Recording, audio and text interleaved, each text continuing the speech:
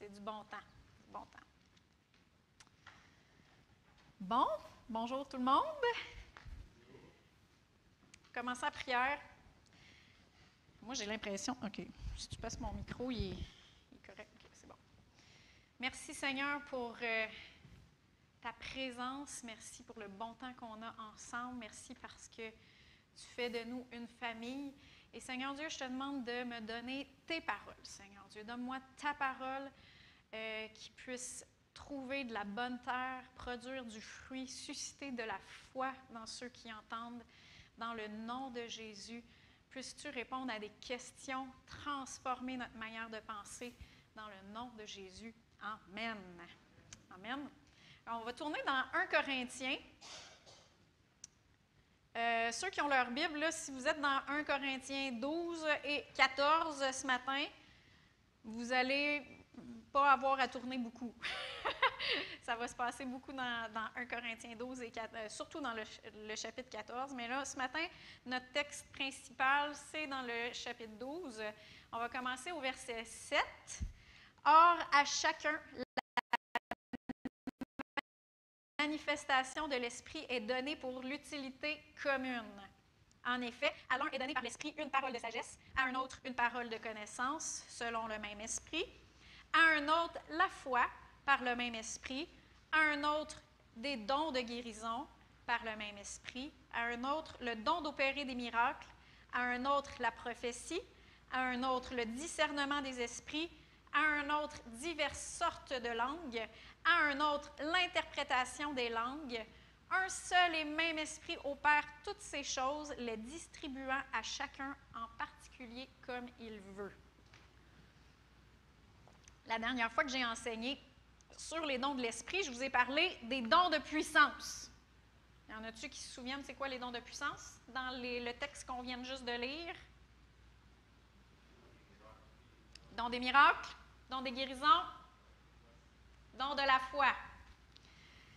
Aujourd'hui, j'avais l'intention de vous parler des dons qui révèlent, mais en priant, il y avait toujours les dons qui parlent qui revenaient, qui remontaient de mon esprit, qui revenaient toujours dans mon esprit. Puis quand je parle de mon esprit, je parle de mon moi intérieur, né de nouveau, qui contacte le monde spirituel. Y en a-tu qui étaient là la semaine dernière quand Joël a parlé que nous sommes 3 parties? Oui. Donc, on est un esprit, nous avons une âme et nous vivons dans un corps. Et ça, c'est extrêmement important de comprendre. Parce qu'aujourd'hui, on entend souvent, qui entend ça souvent? « Suis ton cœur. Suis ton cœur. » Et bon, « suis ton cœur », ça dépend. Ça dépend. Parce qu'on est un esprit, mais on a une âme. Fait qu'il faut que tu te demandes, ton cœur, il est influencé par quoi? Es-tu influencé par qu'est-ce que tu vois, par les désirs de la chair? Es-tu influencé par tes émotions? Tes pensées, tes émotions, sont-tu influencées par les circonstances? Sont-tu influencées par tes insatisfactions ou sont influencées par ton esprit? Fait que suis ton cœur, oui. Si tu es influencé par ton esprit, si tu es influencé par la chair, par les circonstances et les désirs de la chair, bien, suis pas ton cœur. Il faut que tu sois influencé, tu suives ton esprit. Fait que c'est pour ça que c'est extrêmement important de renouveler notre intelligence par la parole de Dieu, en nourrissant notre esprit comme que vous êtes en train de faire là, ce matin. C'est ça que vous êtes en train de poser. Vous êtes en train de manger, mais c'est votre esprit qui mange. C'est supposé de faire miam, miam. Marco, pas de amen, il est où Marco? Il est en bas! Et pourquoi que c'est important? C'est pour qu'on puisse vraiment vivre pleinement qu'est-ce que Jésus a accompli pour nous, pour qu'on puisse le vivre. Jésus a dit dans Jean 4, 14, « Celui qui boira de l'eau que je lui donnerai n'aura jamais soif, mais l'eau que je lui donnerai deviendra en lui une fontaine d'eau qui jaillira jusque dans la vie éternelle. Ça part de notre esprit, la fontaine. Ça part de là, ça monte dans notre âme, dans nos émotions, ça transforme notre manière de penser, ça jaillit jusque dans notre corps, dans nos situations, dans nos circonstances, dans notre famille. C'est de là que jaillit la fontaine d'eau vive. Amen. Et jusque dans la vie éternelle, c'est-à-dire que même notre vie sur la terre, là, c'est un souffle, c'est une vapeur. Notre vie éternelle, la vie éternelle est beaucoup plus longue. Éternelle, elle finit jamais. Fait que c'est là, c'est pour ça que c'est important de prendre la décision maintenant, puis de nourrir notre esprit maintenant, puis d'être sauvé maintenant. Parce que toute notre vie, ici sur terre et après, est influencée par qu'est-ce qu'on fait maintenant. Fait que, tout ça pour dire, les dons qui parlent, on pourrait aussi dire les dons d'expression.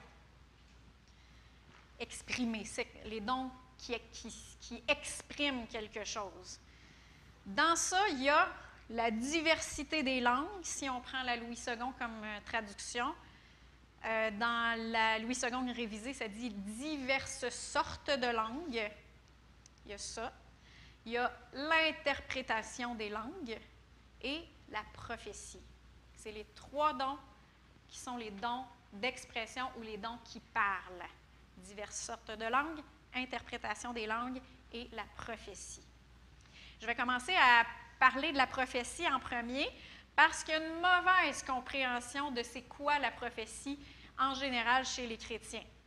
Dans le monde aujourd'hui, il y a une espèce d'engouement pour connaître son avenir par les tireuses de cartes, par la lecture des lignes de la main, en allant voir des voyants, des voyantes, en consultant l'horoscope, l'astrologie, ou comme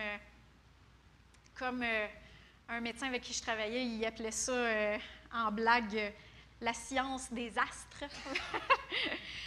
Et je suis consciente que la plupart du monde qui consulte ça, ils prennent ça au second degré, là, ils ne prennent pas ça très sérieusement. Ou ils le font pour se donner un petit feeling de peur ou de mystère.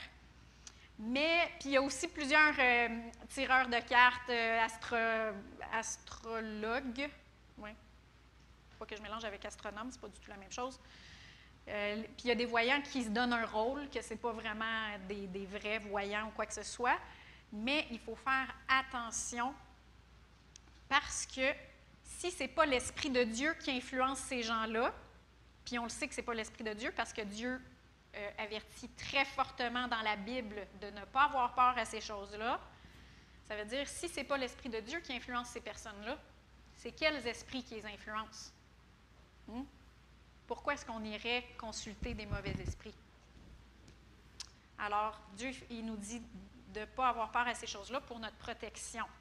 Mais dans l'Église, les chrétiens, ils ne vont pas voir des voyants et des voyantes, ils courent les prophéties. C'est une autre manière d'aller chercher notre avenir. Et dans l'Ancien Testament, les gens, ils ne pouvaient pas être nés de nouveau. Ils ne pouvaient pas avoir le Saint-Esprit qui vivait dans leur esprit parce qu'il n'y avait pas, Jésus n'était pas encore ressuscité des morts. Il n'avait pas payé le prix pour qu'on soit réconcilié avec Dieu. Fait que oui, eux, ils allaient voir le prophète pour connaître le plan de Dieu. C'était ça que Dieu avait mis dans l'Ancien Testament. Mais dans le Nouveau Testament, nous, les chrétiens, on a le Saint-Esprit qui habite en nous, dans notre esprit. Dans Jean 16, au verset 13, ça dit « Quand il sera venu, lui, l'Esprit de vérité, il vous conduira dans toute la vérité. » Il parle à tous les chrétiens ici, là.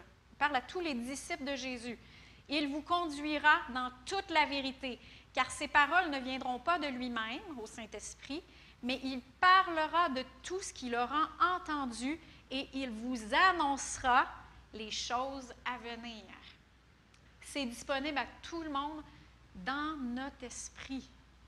Dans notre esprit.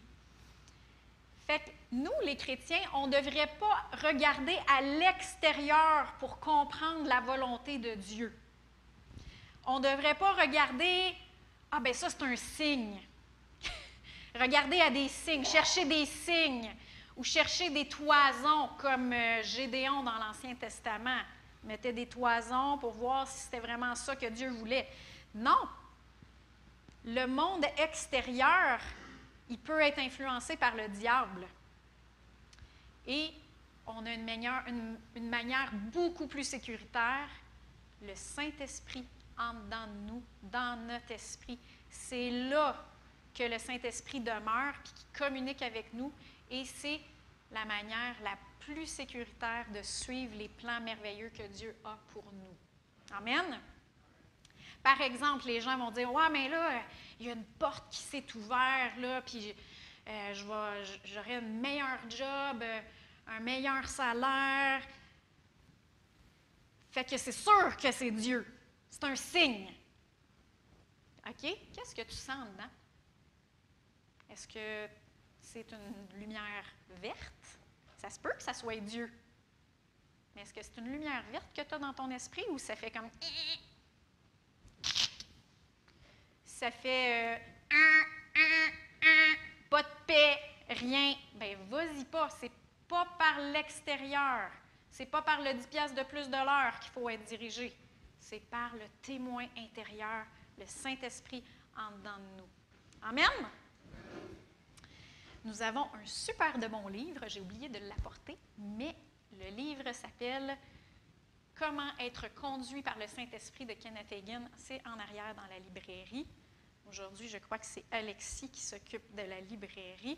Donc, si jamais vous aimeriez avoir plus d'informations là-dessus, comment être conduit par l'Esprit de Dieu, on a de la bonne littérature en arrière. Alors, tout ça étant dit, la prophétie dans le Nouveau Testament, c'est quoi? On va tourner dans 1 Corinthiens 14, comme je vous ai dit tantôt. On va lire au verset 3. Et j'ai pris la version second 21. Celui qui prophétise, au contraire, parle aux hommes, les édifie, ou édifier, ça veut dire construire, édifie les autres, construit les autres, les encourage et les réconforte. Fait que la simple prophétie, ce n'est pas de prédire l'avenir. La simple prophétie, c'est de prononcer des paroles inspirées de Dieu. Ce sont des paroles qui vont être chargées de l'onction de Dieu, du Saint-Esprit. C'est des paroles qui vont être chargées de vie, puis qui vont construire celui qui va entendre, qui vont encourager et qui vont réconforter celui qui écoute. C'est ça, la simple prophétie. Des paroles prononcées inspiré de Dieu. Puis ça va avoir comme résultat construire, encourager et réconforter. Dans Apocalypse 19, 10, ça dit « Adore Dieu. Le témoignage de Jésus est l'esprit de la prophétie. » Fait qu'on voit ici que parler la parole de Dieu, puis on sait que Jésus, c'est la parole faite chair, parler la parole de Dieu, que l'Esprit nous inspire, c'est ça, l'esprit de la prophétie. Fait que prêcher, c'est pas prophétiser, mais on peut prophétiser en prêchant. Évangéliser, c'est pas nécessairement prophétiser, mais on peut prophétiser en donnant notre témoignage, parce que Dieu peut nous inspirer les paroles exactement que la personne a besoin d'entendre pour le moment précis. Et ça va être des paroles inspirées, prophétiques. On le voit dans Marc 13, 11. Quand on vous amènera pour vous livrer, ne vous inquiétez pas d'avance de ce que vous direz, mais dites ce qui vous sera donné à l'heure même, car ce n'est pas vous qui parlerez, mais l'Esprit Saint. Alors là, il dit, inquiétez-vous pas, il y a les paroles qui vont vous être soufflées. Et dites ça. C'est des paroles prophétiques.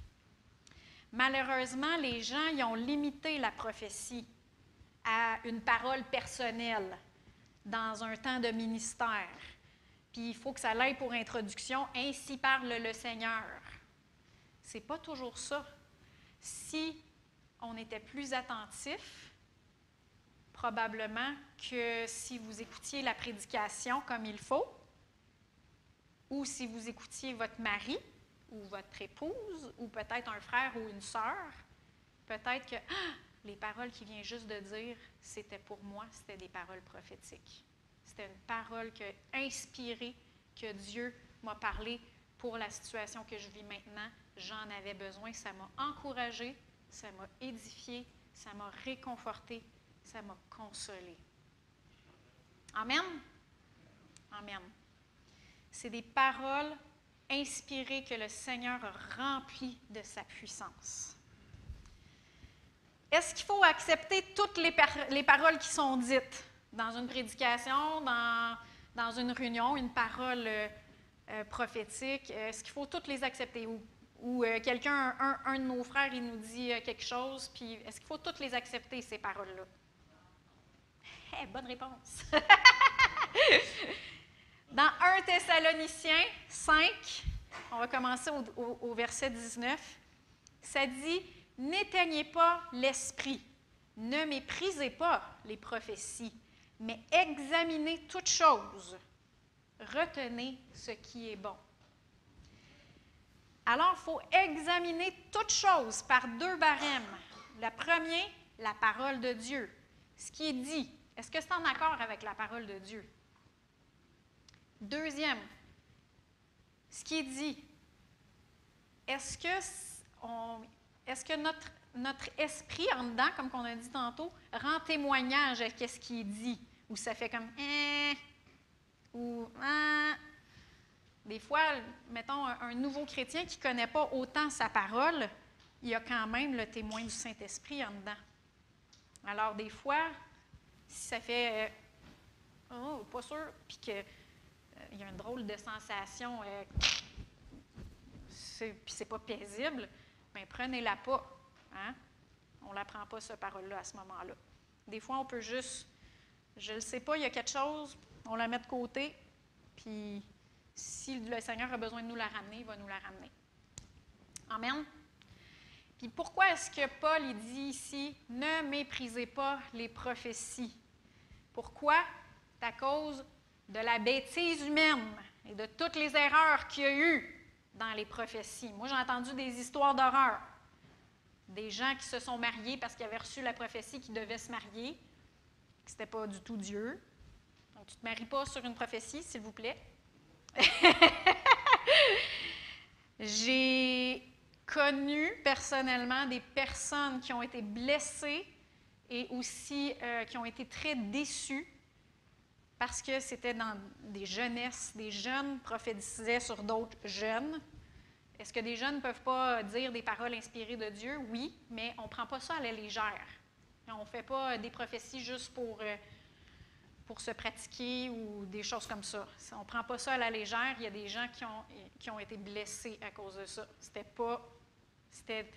Les gens disaient des choses dans l'âme. Ce n'était pas du tout dirigé par le Saint-Esprit. Alors, c'est quoi la tendance naturelle? Quand on voit des extrêmes puis des affaires qui ne sont pas dans l'esprit, qu'est-ce qu'on fait? La tendance naturelle, c'est que la pendule aille complètement de l'autre bord puis on ne veut plus rien savoir des prophéties. Fait que c'est pour ça que Paul il dit « Ne méprisez pas les prophéties ». Parce qu'on a des fois la tendance de faire « ben là, j'en veux plus ». On méprise ça. Non, il dit « Ne méprisez pas la prophétie, mais examinez toutes choses ». C'est ça la solution. Et retenez ce qui est bon. Amen. Alors ça, c'est pour la prophétie. Ensuite, il y a les diverses sortes de langues, qui est un des dons d'expression, qui fonctionne avec l'interprétation des langues. Et si vous remarquez, ces deux dons-là, ce sont les seuls dons qu'on ne voit pas en opération dans l'Ancien Testament. Pourquoi? parce que il faut être baptisé du Saint-Esprit. Il faut parler en d'autres langues pour pouvoir opérer dans ces dons-là. Donc, on ne le voit pas ça dans l'Ancien Testament. Et j'ai déjà fait par le passé la distinction entre être baptisé du Saint-Esprit et prier en d'autres langues. Entre ça et le don des diverses sortes de langues. Je l'ai faite la distinction. Si vous voulez réviser, c'est dans le premier, je crois, que j'avais fait ça dans le don, dans la série des dons de l'Esprit. Fait que le baptême du Saint-Esprit, c'est disponible à tout le monde. Dites tout le monde. C'est disponible à tout le monde. Et quand on est baptisé du Saint-Esprit, on peut parler en langue quand on veut. Quand on veut. À la maison, dans notre temps de prière, dans notre char. Quand on avait nos masques à l'épicerie, c'était facile. Parler en langue en arrière de nos masques, là, c'est un peu plus difficile, mais bon. Le don des diverses sortes de langues, ça, c'est distribué par le Saint-Esprit comme il veut. Alors ça, c'est pas, on ne peut pas dire une parole en langue n'importe quand. Okay? Ça, c'est distribué par le Saint-Esprit comme il veut. Et c'est pour l'utilité commune. Chez les Corinthiens, Paul il a dû faire de la correction. Comme Joël dit, il a dû les chicaner, faire de la correction, parce qu'il utilisait le parler en langue pour donner des messages aux autres dans l'Église. Puis, en plus, il parlait en même temps. Fait qu'imaginez-vous, notre frère Luc qui se lève, il commence à parler en langue pour donner un message à quelqu'un. Puis là, notre frère Yves, il se lève, puis il commence à parler en langue lui aussi. Puis là, mon père Guy, il se lève, puis il commence à parler en langue. Puis là, il parle en langue, là, puis on ne comprend rien. Pas d'interprétation, il n'y a pas personne qui comprend qu'est-ce qui se passe. Ça ne marche pas, hein? Bien, c'est ça qui se passait dans les Corinthiens, chez les Corinthiens. Et, fait qu'on va tourner dans 1 Corinthiens 14 encore une fois, au verset 4 et 5. Ça dit « Celui qui parle en langue s'édifie lui-même. » Donc, quand on prie en langue, qui qu'on édifie? L'autre à côté de nous ou nous autres mêmes, notre esprit? Nous-mêmes. Celui qui prophétise édifie l'Église. Celui qui prophétise, parce qu'on comprend, ça va édifier les autres. Je veux que vous parliez tous en langue. Fait que Paul, c'est clair. C'est disponible pour tout le monde. J'aimerais ça que tout le monde parle en langue. Mais je veux encore plus que vous prophétisiez. Celui qui prophétise est plus grand que celui qui parle en langue, et on va voir dans quel contexte qui dit ça spécifiquement, à moins que ce dernier n'interprète pour que l'Église en reçoive l'édification.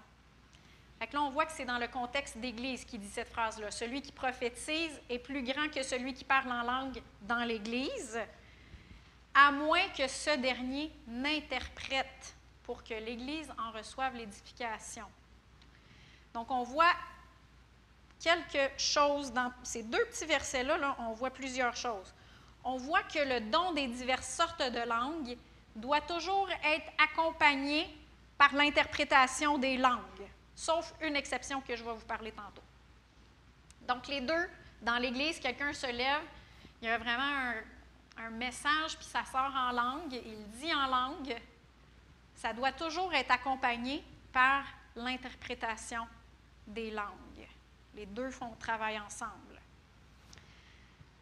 On voit aussi que le don des diverses sortes de langues, accompagné de l'interprétation des langues, c'est équivalent au don de la prophétie. Donc, si le message est proclamé en langue, avec l'interprétation, les deux ensemble, c'est équivalent au don de la prophétie. Et si c'est équivalent, ça veut dire que ça fait la même chose que la prophétie. Ça construit, ça l'encourage et ça réconforte le corps de Christ. Fait que le don des diverses sortes de langues avec l'interprétation, ça fait la même chose que la prophétie. Vous me suivez bien jusque-là? Donc, la diversité des langues, c'est des paroles qui sont inspirées par le Saint-Esprit dans une langue que la personne qui parle ne connaît pas.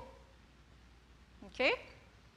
L'interprétation des langues, c'est une parole inspirée par le Saint-Esprit dans une langue qui est connue par les auditeurs, par ceux qui sont autour.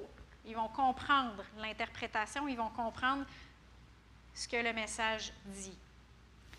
Mais l'interprétation des langues, ce n'est pas une traduction. J'ai déjà entendu, je ne sais pas, moi je pense que ça ne s'est jamais produit ici, là, mais il y a des gens qui timaient le message en langue, puis après ça, ils timaient l'interprétation, puis là, ils disent « Ah non, c'est pas une traduction parce qu'il est bien plus long, la traduction est bien plus longue que... » C'est pas une traduction. L'interprétation, ça le dit, c'est une interprétation. C'est un compte-rendu de ce qui a été dit en langue. Donc, ce qui est important, c'est que l'essence du message soit communiquée et compris par les autres. Amen. Et d'une personne à l'autre, on est des êtres humains. Ça passe au travers nous, ça va être teinté par notre personnalité, mais le message va être le même. Amen. Donc, dans 1 Corinthiens 14, toujours, je vous avais dit que si vous étiez dans 1 Corinthiens 14, vous n'auriez pas beaucoup de besoin de tourner. Au verset 26 jusqu'au verset 33, ça dit « Que faire donc, frères, lorsque vous vous assemblez?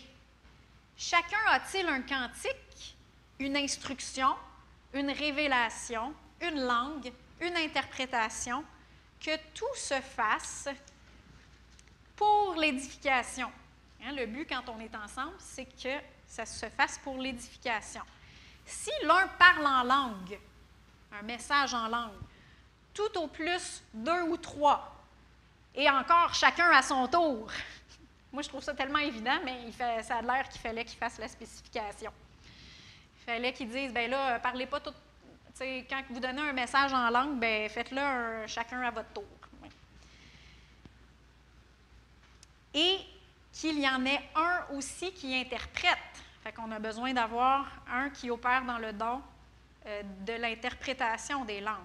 S'il n'y en a pas qui interprète, qu'on se taise dans l'Église, qu'on parle à soi-même et à Dieu.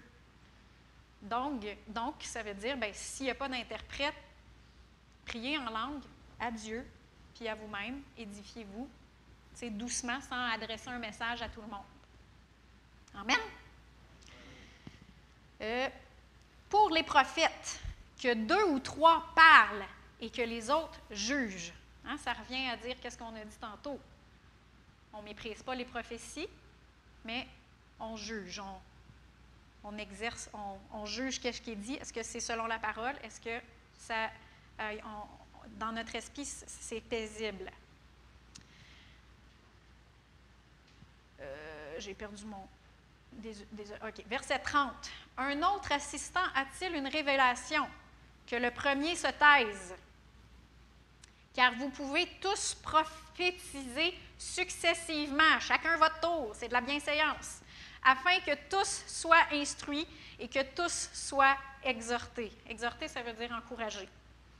Les esprits de prophètes sont soumis aux prophètes, car Dieu n'est pas un Dieu de désordre, mais de paix.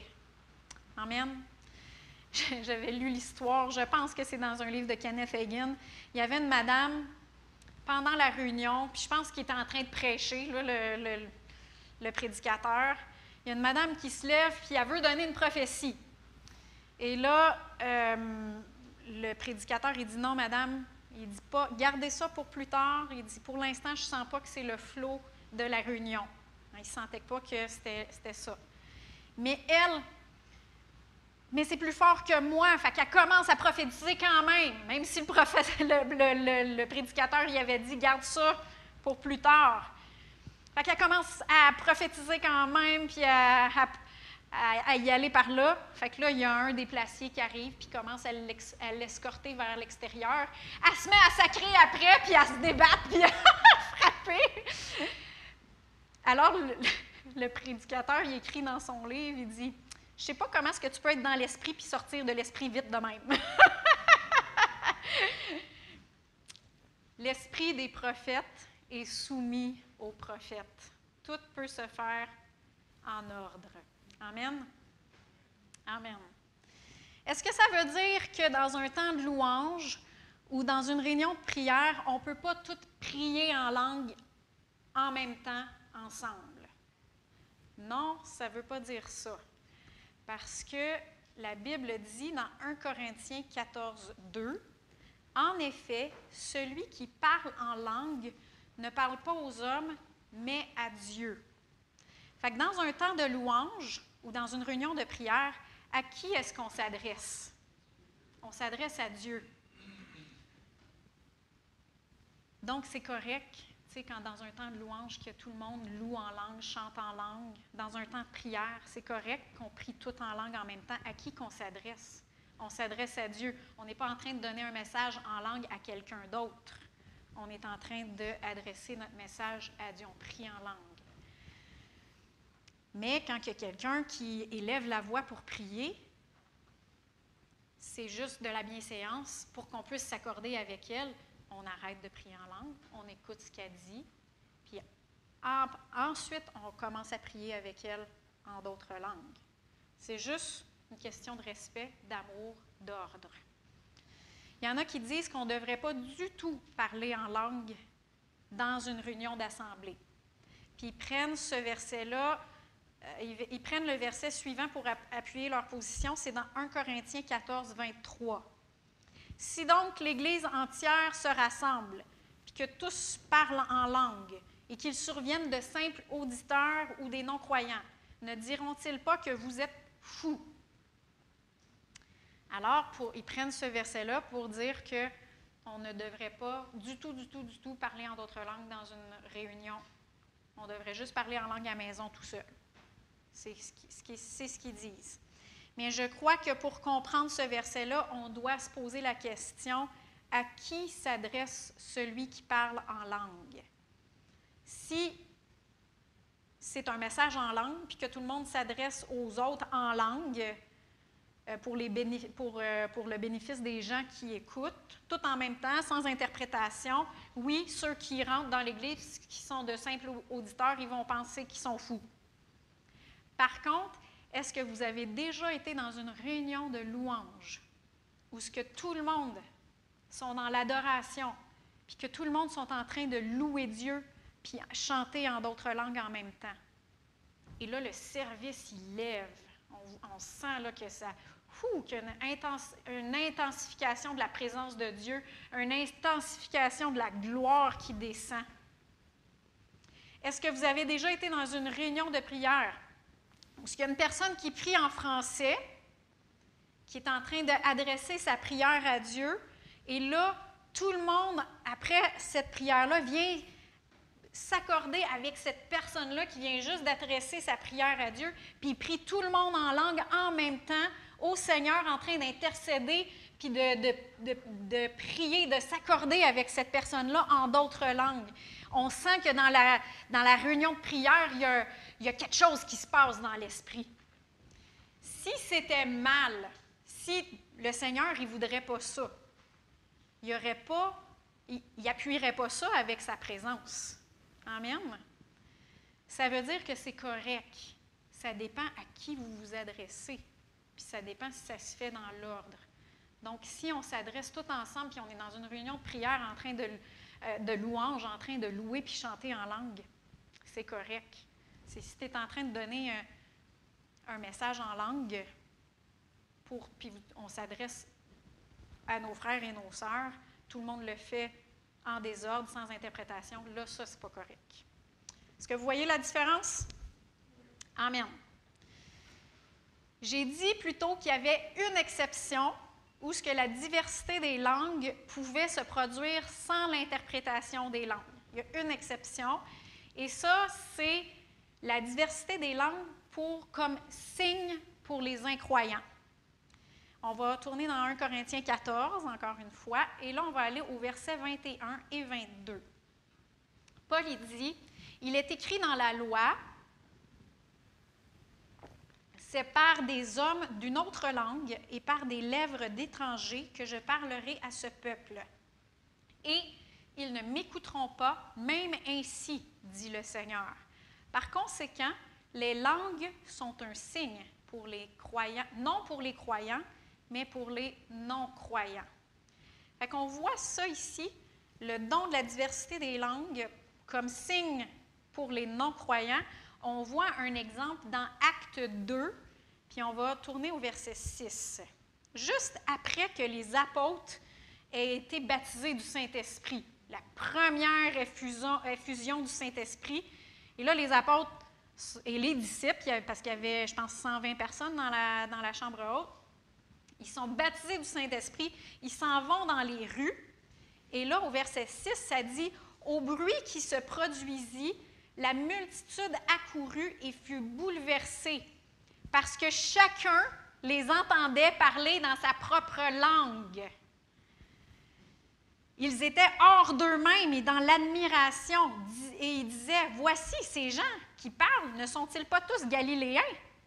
Comment les entendons-nous, chacun dans notre propre langue maternelle? » Parthes, Mèdes, Élamites, ceux qui habitent la Mésopotamie, la Judée, la Cappadoce, le Pont, l'Asie, la Phrygie, la Pamphylie, l'Égypte, le territoire de la Libye voisine de Cyrène, et ceux qui sont venus de Rome, Juifs, prosélytes, Crétois et Arabes. Il y en avait du monde.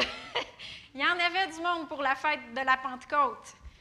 Nous les entendons parler dans nos langues les merveilles de Dieu. Alors ça, c'est un signe. Il n'y avait pas besoin d'interprétation, ils les comprenaient. Mais eux autres, les disciples, ils parlaient en d'autres langues. Ils venaient juste d'être baptisés du Saint-Esprit. Est-ce que le miracle se produit dans les langues qui sont dites? Hein? Alors, peut-être que le Saint-Esprit leur a inspiré des syllabes qui étaient vraiment des langues qu'ils ne comprenaient pas, des vraies langues qu'ils ne comprenaient pas. Ou est-ce que le miracle vient plutôt dans la compréhension de ceux qui entendaient? Je ne peux pas vous le dire, je ne sais pas, peut-être les deux. Je ne le sais pas. Ce qui est certain, c'est que dans le don de la diversité des langues à ce moment-là, il n'y avait pas besoin d'interprétation parce que tout le monde comprenait. Amen? J'ai entendu plusieurs histoires de personnes à qui ça leur est arrivé, vraiment. Je me souviens de Christian Harfouche, là où mon mari est allé à l'école biblique. Christian Harfouche, il raconte qu'à un moment donné, il était en train de prier pour des gens dans une ligne de prière, puis il commence à prier, à donner un message en langue à une personne qui était dans la ligne de prière. Et il n'a pas donné d'interprétation. C'était juste un message en langue. Puis là, la personne à côté, elle aurait dit, bien, elle aurait pu dire, moi, je n'ai pas été édifiée, moi, je n'ai pas compris, je n'ai pas été édifiée par ce message-là. Mais plus tard, il a su que la madame, elle avait tout, je pense que c'est une madame, la personne avait tout compris dans sa langue maternelle qu'est-ce qu'il avait dit. Alors, c'était vraiment ça, la diversité des langues de cette manière-là qui avait été prononcée. J'ai entendu notre frère Joël Spinks raconter une histoire, lui aussi, qu'il avait vécue. Et la plus récente que j'ai entendu parler, c'est par notre frère Samuel Jérémy Gingras, qui raconte tout récemment, je l'ai vu, si jamais vous voulez écouter l'histoire, là, c'est sur sa page Facebook ou Instagram, c'est sous Samuel Jérémy Gingras. Je vais vous raconter l'histoire, mais vous savez bien que je ne peux pas la raconter comme lui. Ceux qui connaissent Samuel, il la raconte à sa manière. Il était en la ville de Phoenix, en Arizona, et il était dans un ghetto de la ville. Je ne sais pas qu'est-ce qu'il faisait là, je ne sais pas si c'était pour de l'évangélisation ou quelque chose, mais il était dans un ghetto de la ville. Et bon, le Reel qui est sur Facebook ne dit pas pourquoi il était là, mais à un moment donné, il y a un gars qui met de la musique, un rythme avec de la musique. Puis là, Samuel, il comprend qu'est-ce qui se passe.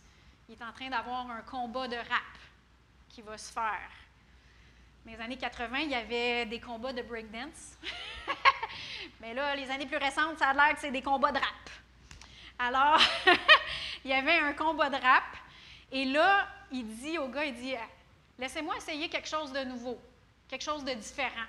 Et il commence à rapper en langue. Puis il commence à rapper en langue. Puis il dit qu'il a fait ça pendant 1 minute. Puis là, il dit, mais là, le monde commence à réagir. Wow! Yeah! Man! Il commence à réagir à ce qu'il dit, puis qu'est-ce qu'il fait. Fait que là, il fait comme, ah! Puis, fait que là, il continue, il est encore plus, le monde est en barque. Fait que là, il continue à rapper en langue. Puis à la fin, il y a un gars qui vient lui donner un accolade, il prend dans ses bras, puis il dit, wow, c'était tellement du bon espagnol, ça, bro! Fait que là, il fait comme, espagnol! Il parlait en espagnol, il ne le savait pas, mais il parlait en espagnol. Puis la fille, il y a une jeune fille qui se met à pleurer, puis qui dit, tu me donnes envie de louer Jésus. Tu as ramené l'Église ici. Puis la jeune fille, elle s'est mise à chanter du gospel dans un ghetto au Phoenix, Arizona. Alors, il dit qu'il s'est mis à rapper en langue parce qu'il ne savait pas quoi faire d'autre. Mais ça, c'est la diversité des langues qui n'a pas besoin d'interprétation parce que les gens y ont compris. Est-ce que c'est lui qui parlait en espagnol, vraiment? Je ne le sais pas. Ou c'est les personnes qui ont compris espagnol? Je ne le sais pas, mais il y a un miracle qui se fait. Amen? Pas besoin d'interprétation des langues dans ce temps-là. C'est l'exception que je vous ai parlé. Fait que si jamais vous voulez entendre l'histoire, c'est comme je vous dis, de sa manière à lui, c'est sur Facebook ou Instagram. Il y a ceux qui ne connaissent pas Samuel Jérémie Gingras, il est pasteur jeunesse à l'Église Plénitude présentement. Il y a beaucoup plus à dire sur la prophétie, la diversité des langues, l'interprétation des langues. Puis je sais que je ne réponds peut-être pas à toutes les questions, mais j'aimerais tout de même terminer en disant que Dieu veut que vous soyez le prophète de votre propre vie. Les dons de l'Esprit, je vous avais déjà dit que c'est un supplément de l'amour de Dieu qui rend manifeste, visible, connu, ce qui est disponible en tout temps, comme les dons de guérison, les dons des miracles. C'est un supplément de l'amour de Dieu qui rend manifeste qu'est-ce qui est déjà acquis à la croix. La guérison, la santé divine, c'est déjà acquis à la croix. C'est la même chose pour la prophétie. Dieu, il nous a rendu disponible l'autorité et la puissance de parler dans notre propre vie, tout le temps, tout le temps. On l'a vu dans Apocalypse 19, 10, ça dit « Le témoignage de Jésus, c'est l'esprit de la prophétie. » La parole de Dieu dans notre bouche, c'est l'esprit de la prophétie. Éphésiens 6, 17 nous dit « Prenez aussi l'épée de l'esprit, qui est la parole de Dieu. » Arrêtons de proclamer nos circonstances. Arrêtons de proclamer ce qu'on n'aime pas, ce qu'on voit, nos problèmes. Dieu, il veut qu'on mette sa parole dans notre bouche. Il veut qu'on soit les prophètes de notre propre vie. La Bible, c'est un grand livre. Il y a beaucoup de promesses. Prenons pas juste n'importe quelle parole dans le livre, mais parlons la parole qui nous est inspirée par le Saint-Esprit pour le moment précis. Il y a une parole qui va nous être, si vous lisez votre Bible à tous les jours, à un moment donné, il y a quelque chose qui va vous remonter. Vous êtes en train de faire face à quoi, puis dans votre esprit, il y a telle parole qui vous remonte. Comme aujourd'hui, notre frère Donald dit, « Les bontés de l'Éternel se renouvellent à chaque matin. » C'est des choses qui peuvent remonter en face. Bon, un autre matin, mais les bontés de l'Éternel se renouvellent à chaque matin. Il y a quelque chose que le Saint-Esprit va vous rendre vivant. Dites-le. Mettez-le dans votre bouche. Soyez le prophète de votre propre vie. Celle-là, cette parole-là qui rend vivante pour vous. Est-ce que vous vous souvenez de Mme Jenny Roberts qui est venue au mois de juillet? Il y en a-tu qui s'en souviennent? Elle disait que Dieu a placé tout ce qu'on a besoin dans notre esprit et qu'il faut aller y puiser et le prier en d'autres langues. Le puiser dans nous, le déclarer, le prier en d'autres langues dans notre vie. Ça dit dans 1 Corinthiens 14, 2, « En effet, celui qui parle en langue ne parle pas aux hommes, mais à Dieu, car personne ne le comprend, et c'est en esprit qu'il dit des mystères. » Fait que toutes les promesses que Dieu nous a données, les plans, les bons plans qui ne sont pas nécessairement écrits dans la Bible, on sait le plan général, ce qu'il veut pour notre vie, mais il y a des choses spécifiques pour nos vies qu'on ne sait pas, c'est en dedans de nous. Et il veut qu'on les prie en langue. On prie les mystères qu'il a mis en dedans de nous. Déclarons-les dans nos vies. Dans 1 Corinthiens 14, 13, 15, ça dit « C'est pourquoi que celui qui parle en langue prie afin de pouvoir interpréter. Car si je prie en langue... » Alors, on voit ici que c'est dans un cas de prière. Là, on n'est pas en train de parler un message dans le don de la diversité des langues. Il dit « Car si je prie... » C'est notre baptême du Saint-Esprit, c'est notre langue, les langues qu'il nous donne à tous les jours. Car si je prie en langue, mon esprit est en prière, mais mon intelligence demeure stérile. Que faire donc? Je prierai par l'esprit, mais je prierai aussi avec l'intelligence. Je chanterai par l'esprit, mais je chanterai aussi avec l'intelligence. Ici, Paul, il parle vraiment de la prière. C'est disponible dans nos temps de prière. Prions par l'esprit en langue, puis après ça, si on a le don de l'interpréter ou si on sait en dedans, il y a une parole de l'Écriture qui nous vient ou une interprétation de ce qu'on est en train de prier, déclarons-le dans nos vies, proclamons-le. C'est la même chose en louange. Si on chante en langue, après ça, il va y avoir des louanges qui vont monter, puis on peut les dire dans notre intelligence aussi. Ça marche ensemble. Et la parole dans notre bouche, elle est la parole de Dieu dans notre bouche, extrêmement puissante. Pour ça que Dieu, pour ça que c'est appelé l'épée de l'esprit. Dans Ésaïe 55, 11, ça dit « Ainsi en est-il de ma parole qui sort de ma bouche. Elle ne retourne pas à moi sans effet, sans avoir exécuté ma volonté et accompli avec succès ce pourquoi je l'ai envoyé. » Fait que je vous encourage, soyez les prophètes de votre propre vie. Amen? Vous pouvez vous lever.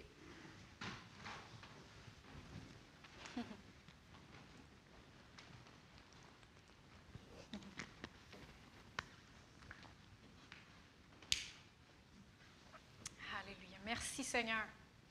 Merci Seigneur. Merci parce que ta parole est riche.